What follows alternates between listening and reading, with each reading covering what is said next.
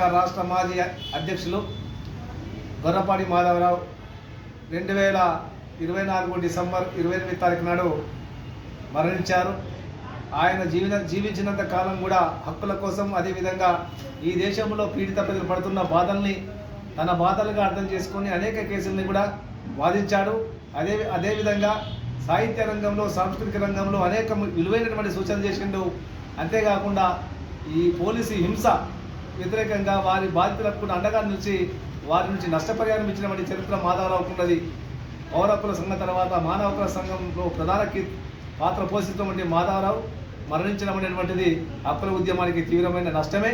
అయినప్పటికీ కూడా అట్లాంటి ఉద్యమకారుణ్ణి మనం స్మరించుకొని ఆయన యొక్క స్ఫూర్తితో ముందుకు నడవలసిన అవసరం ఉన్నది.